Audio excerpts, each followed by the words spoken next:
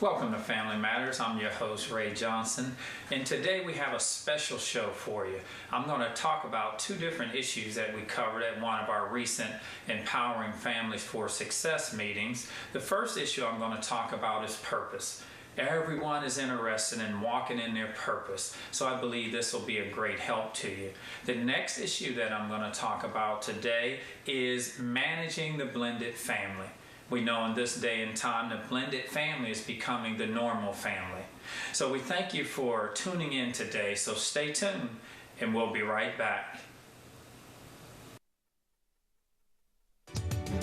We had been called up for the first time. Wildfires were getting close to homes. At that moment, I got my first taste of just how important the Guard is. Be there for your community at NationalGuard.com. He says the power to define is the power to fulfill, or the power to fulfill is the power to define. So you have to be able to define something before you can fulfill it. So what I find is that a lot of people go through life and they never really take time to stop and define and think about what is my purpose, what is my passion, what is the mark that I'm going to leave in life. What is it? What do I want to accomplish? What is the legacy that I want to leave when people look back over my life? What is the legacy? What is the impact that I had in life? That's something that people don't think about. All right, so I want you to think about this. Now we realize that we go through life and life happens. But do you really stop to think about this statement? What's your dream? What is your dream? What's that thing that when you just lay in bed at night and you say, if I was doing exactly what I wanted to do, what would I be doing? Think about that. Did someone have their dream? Let me see. Raise your hand. Let me see who you know exactly what your dream is. If everything was right, if all the money was right, if everything was right, you know the thing that you would be doing. Because we have jobs and we work those, but it's about finding your purpose and finding your passion. Well, to me, it starts with a dream. It's a saying, when you dream, you might as well dream big. There's no tax on it. You know what I mean? No one's going to tax you for dreaming. So if you're going to dream, you might as well dream big. We talk about goals. Short-range goals, medium-range goals, long-range goals. A lot of goals, they are important to have, but are our goals pointed toward our purpose? Or are we just trying to survive from one day to the next? And I find that that's the mode that most people are in. Get up, go to work, come home, trying to figure out how to pay the bills, but we really don't think about our purpose and the impact that we're going to have in the earth. And that's what happens with life, because we just get tied up in life, and next thing you know, you'll look back and you're like, wow, what happened? It just seemed like, a few years ago I was 16, you know what I mean?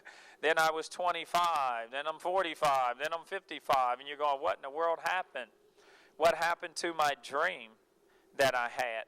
Well, what happens to our dreams, why we don't find, one, we don't dream, so we have to dream and think, what is it? Then we have to say, okay, that dream should have some impact in the earth other than with just yourself. If you're just worried about me, myself, and I, that's not a good thing.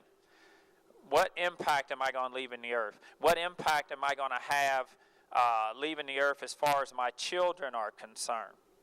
As far as those that are around me? Is my life going to make the people around me better? So I think about these kind of things, finding my purpose. If you were successful, what would success in your life look like based on your definition? What would success look like? Because making money in and of itself is not success if it's not being done in purpose. Because there's people that make a lot of money that are miserable. They're making a lot of money, but they're miserable.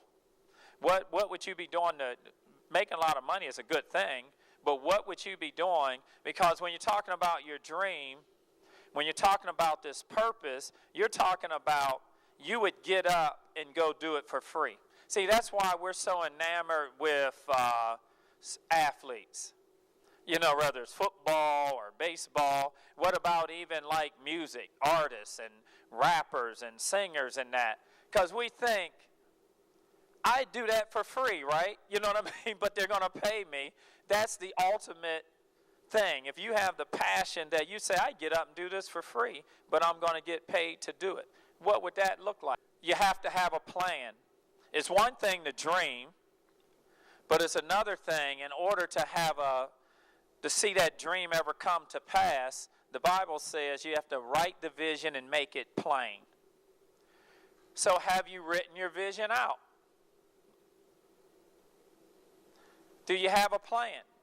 As a saying, we don't plan to fail, we fail to plan. If your vision is only in your head, if your plan is only in your head, you really don't have one. If you haven't written it, then you really don't have a plan. It's only in your head. You have to write the plan. You have to make it plain. In order to achieve whatever that success looks like for you, in order to achieve whatever that dream is, whatever that looks like for you, in order to achieve that, you're going to have to go on some self-improvement. You're going to have to look at personal growth. How can I personally improve myself? And it's not about money. Whatever it is you're saying you're going to do, one nice thing about the internet, right? You can get on and do research. You can do research on whatever that purpose is, whatever that dream is. You can do research on it. Whatever that is, you should be working on it at least a little bit every day. A little bit every day. You should be working on that plan.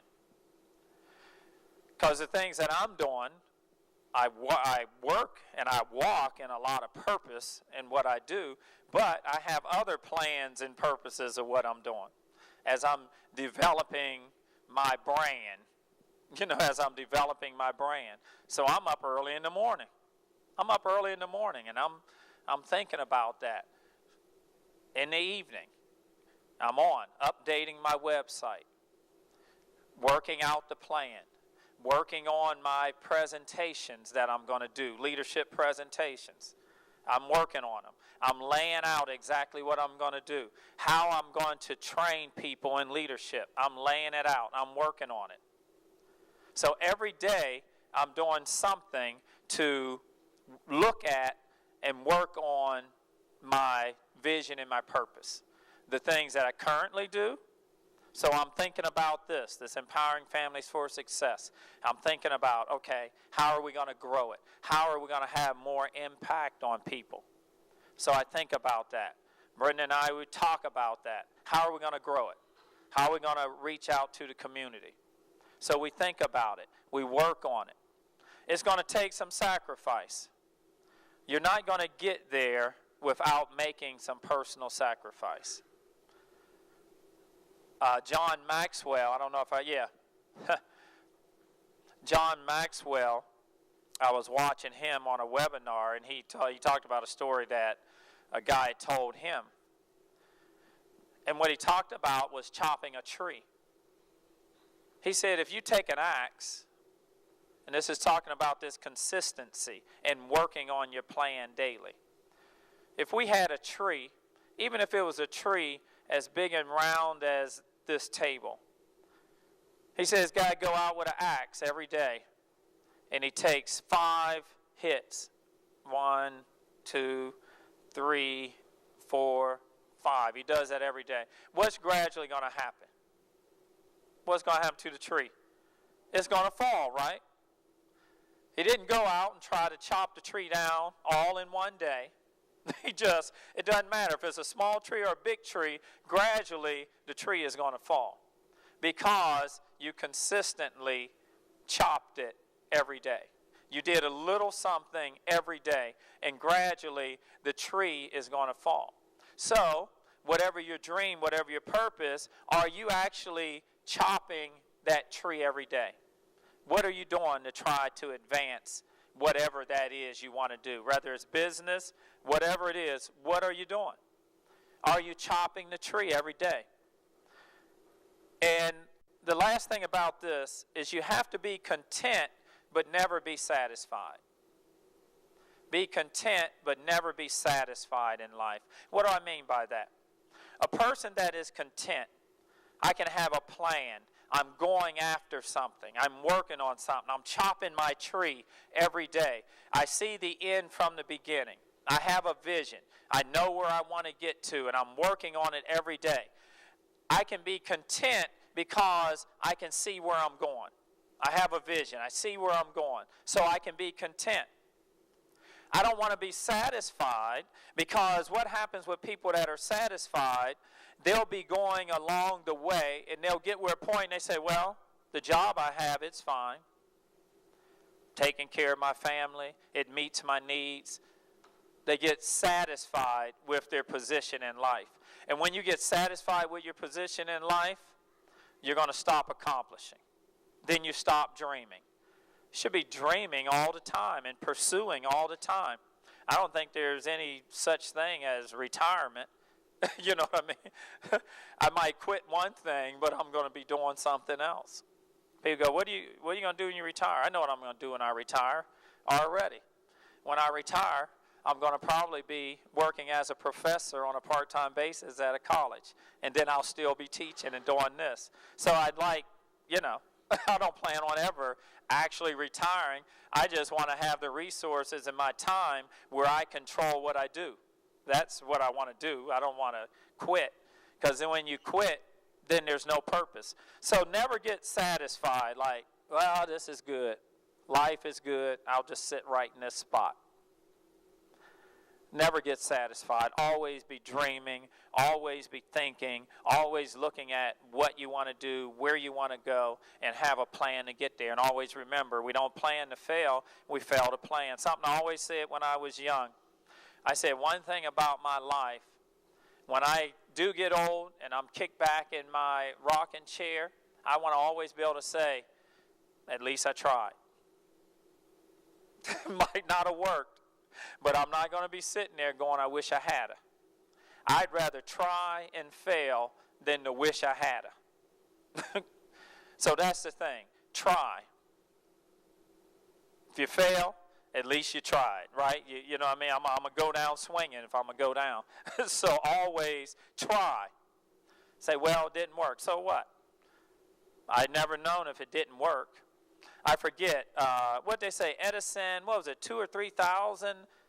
I forget how many thousands of times Edison worked on the experiment before he got the light bulb. It was literally thousands. I just can't recall what it was. So you have to have patience, and you have to understand that every time I fail, that's good, because now I just learned what not to do. So now I'll try something different. But never be satisfied. Be content where you are, and as long as you have a vision, you can be content, because you know I'm going somewhere. You better look at me now, because I'm getting ready to blow up, right? I'm always thinking. That's where I'm always thinking, next level thinking.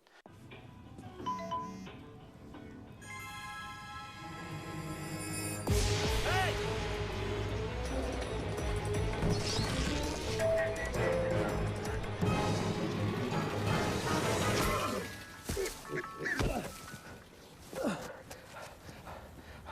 So, same time next week? Well, of course. Put away a few bucks, feel like $1 million. For free tips to help you save, go to Feed the Pig. We have a divorce rate which hovers around 50%. A high number of people who are married, a high percentage of people who get married have children while they're married. So then they divorce, so you have children and divorce. In the African American community, depending on the statistics you look at, 60 to 70% of African American children are being raised by a single parent. Normally that's the mother. So taking 50% divorce rate 60, 70% out of wedlock children, then that means it's the chances of when a person gets married of one or both of them having a child, that likelihood goes up greatly. The likelihood goes up that because we have children outside wedlock, we have children within wedlock, and we have a high divorce rate. Statistics show that in second marriages or marriages with children, blended family, that becomes the number one reason for divorce. That becomes the number one reason for divorce in a blended family, is dealing with the children, or the lack of ability to deal with the children. We hear these stories all the time of families that come together and they never actually blend. So what are blended families? Blended or mixed family. They come in many forms. What are some of them before we go to the next one? Talk to me. When we talk about blended family, what are the potential combinations of people? Just yell it out, brainstorm. What's combinations, blended family? We're talking about two people getting married. What are all the kind of options that could be there? You could have one would have a child, right? The guy could have a child. The woman could have a child. They both could have a child or children, right? You can hit next. So there's some of them there. Woman, man, one has child or children. Both have a child. Couple have a child with each other, and a child of their own. So what will happen in a lot of families, you have two people, they had children from previous relationship, then they'll get married and they'll want to have their own child.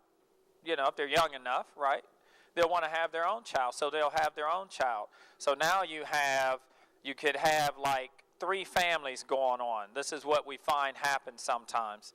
So you have, say, a man has children or a child, at least one. Woman has a child, at least one. And then they have a child together. And then I've talked to people who have been in that situation that feel like, well, they pay their child a lot more attention than they do us. They give that child a lot of attention.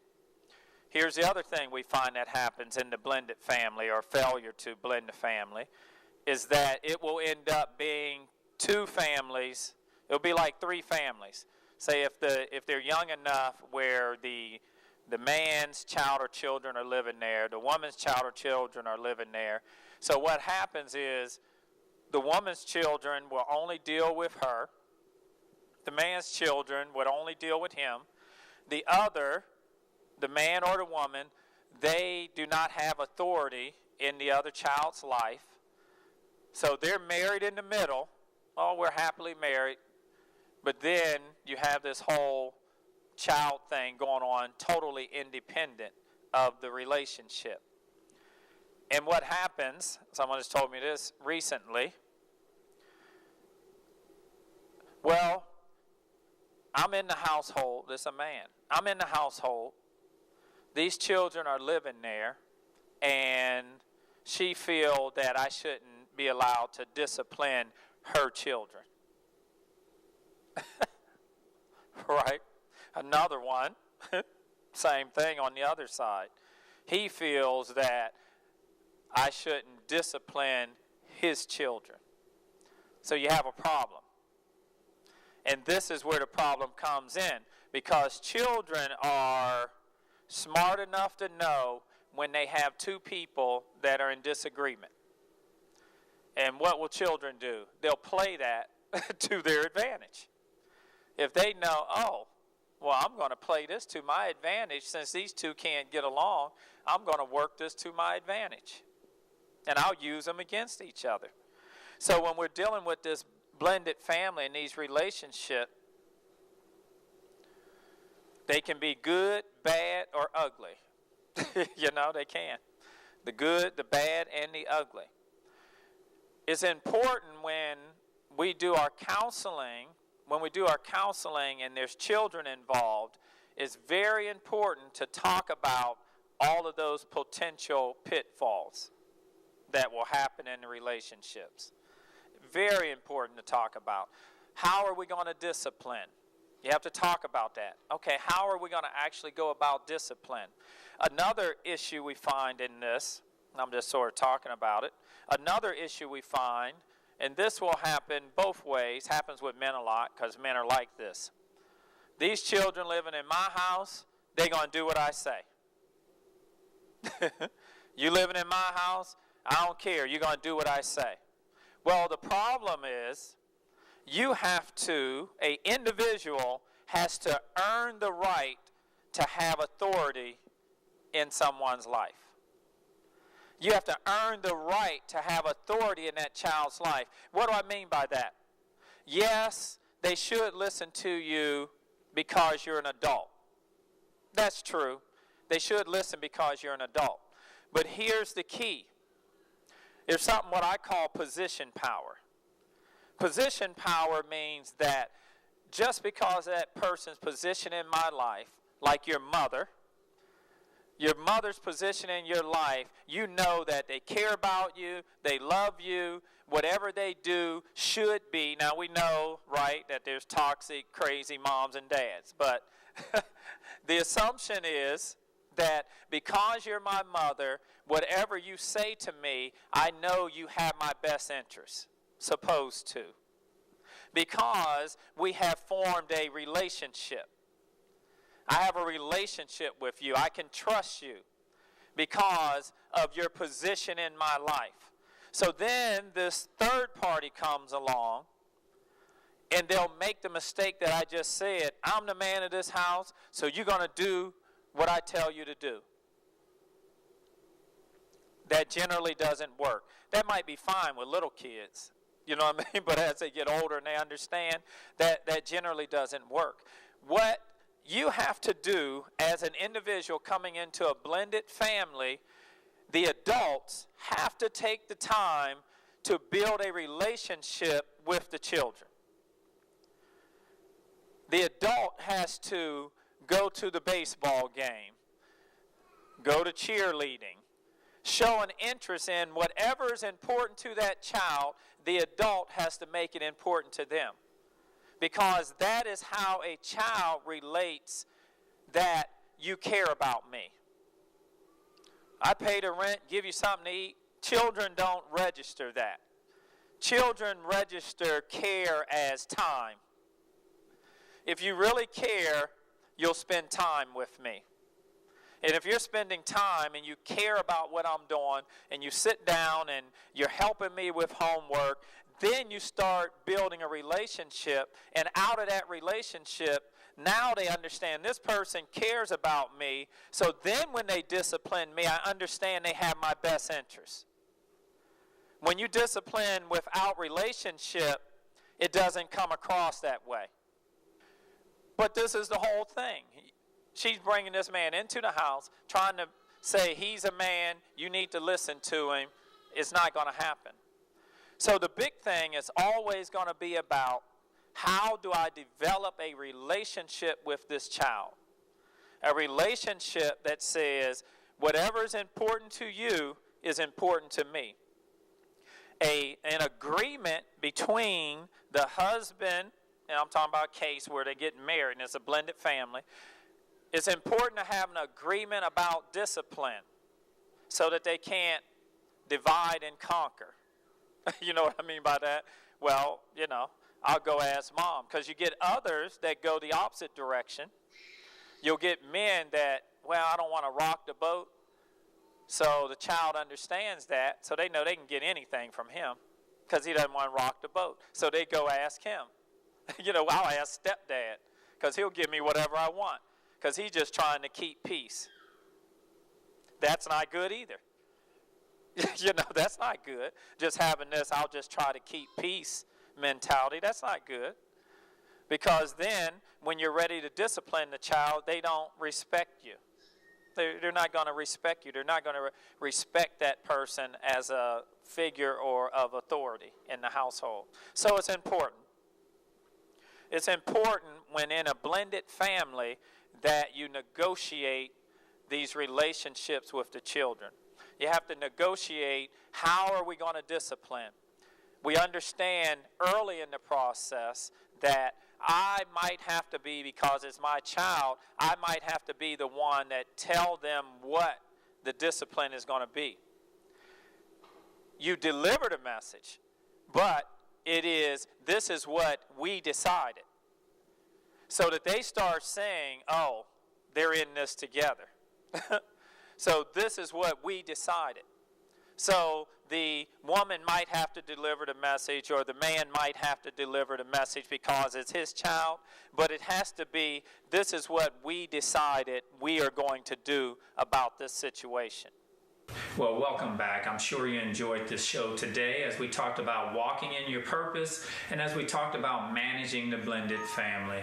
Well, we understand here at Family Empowerment Ministries that managing the blended family sometimes can be very difficult. So we encourage you to reach out and get some help. Contact us here at Family Empowerment Ministries. You see the number and the email on the screen, and we would be glad to support you in managing your blended family, so you can have the kind of family that you desire to have.